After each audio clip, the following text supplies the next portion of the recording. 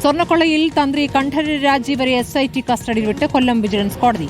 ഒരു ദിവസത്തെ കസ്റ്റഡിയിലാണ് വിട്ടിരിക്കുന്നത്. മുരാരി ബാബുവിന്റെ ജാമ്യാപേക്ഷയും കോടതി ഇപ്പോൾ പരിഗണിക്കുകയാണ്. AV ജയശങ്കർ വിവരങ്ങളുമായി. ജയശങ്കർ, ഇപ്പോൾ ഒരു ദിവസത്തെ കസ്റ്റഡിയാണോ ഇപ്പോൾ SIT ആവശ്യപ്പെട്ടിരുന്നത്? കസ്റ്റഡിയിൽ വിട്ടുകൊണ്ട് കോടതി ഉത്തരവായിരിക്കുന്നു.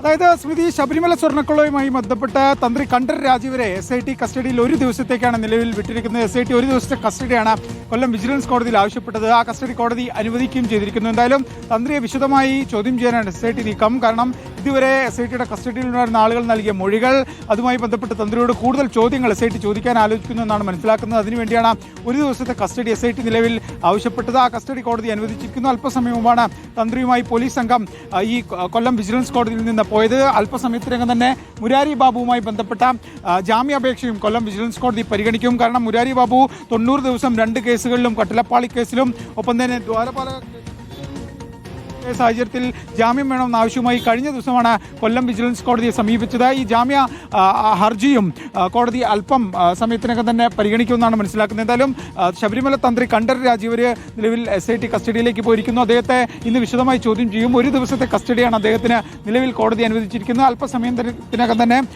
ഈ മുരാരി ബാബുവിൻ്റെ ജാമ്യാപേക്ഷ കോടതി പരിഗണിക്കും. അദ്ദേഹത്തിന് ജാമ്യം വേണമെന്നൊരാവശ്യമാണ് എന്തായാലും കോടതിയിൽ അദ്ദേഹത്തിൻ്റെ അഭിഭാഷകൻ നൽകിയിരിക്കുന്നത്. SP ശശിധരൻ ഉൾപ്പെടെയുള്ള ഉദ്യോഗസ്ഥർ, ശബരിമല സ്വർണ്ണക്കൊള്ള അന്വേഷിക്കുന്ന SP ശശിധരൻ ഉൾപ്പെടെയുള്ള ഉദ്യോഗസ്ഥർ ഇപ്പോഴും കോടതിയിൽ തുടരുന്നുണ്ട്. കാരണം കഴിഞ്ഞ ദിവസം ഉണ്ണികൃഷ്ണൻ പോറ്റിക്ക് ഉൾപ്പെടെ 90 ദിവസം പൂർത്തിയായ സാഹചര്യത്തിൽ സ്വാഭാവിക ജാമ്യം ലഭിക്കുന്നുണ്ടായിരുന്നു. ഇതുൾപ്പെടെ അന്വേഷണ സംഘം വലിയ ആശങ്കയോടെയാണ് കാണുന്നത്. കാരണം ശബരിമല സ്വർണ്ണക്കൊള്ളയുമായി ബന്ധപ്പെട്ട വലിയ തോതിൽ അന്വേഷണം ഉൾപ്പെടെ നടക്കുന്ന ഘട്ടത്തിൽ ഇങ്ങനെ പ്രതികൾക്ക് ജാമ്യം ലഭിക്കുമ്പോൾ അത് അന്വേഷണത്തെയും ഒക്കെ തന്നെ ബാധിക്കുമെന്നൊരു ആശങ്ക ഉദ്യോഗസ്ഥർക്കുണ്ട്. അതുകൊണ്ട് തന്നെ അത്തരത്തിൽ ഉദ്യോഗസ്ഥർക്ക് ആശങ്കയുണ്ട്. അധികം വൈകാതെ തന്നെ കേസുമായി ബന്ധപ്പെട്ട പ്രാഥമിക കുറ്റപത്രം കോടതിയിൽ സമർപ്പിക്കാനുള്ള നീക്കം SIT ആരംഭിച്ചിട്ടുണ്ട്. എന്തായാലും അല്പസമയത്തിനകം തന്നെ മുരാരിയുടെ ജാമ്യാപേക്ഷ കോടതി പരിഗണിക്കും. എന്തായാലും തന്ത്രി കണ്ഠരര് രാജീവരെ SIT കസ്റ്റഡിയിലേക്ക് പോയിരിക്കുന്നു. അദ്ദേഹത്തെ ഇന്ന് SIT തിരുവനന്തപുരത്ത് എത്തിച്ച ജയശങ്കർ, മുരാരി ബാബുവിന്റെ ജാമ്യാപേക്ഷ അല്പസമയത്തിനകം കോടതി പരിഗണിക്കും. ആ ഘട്ടത്തിൽ വീണ്ടും ആ വാർത്തയിലേക്ക് വരാം.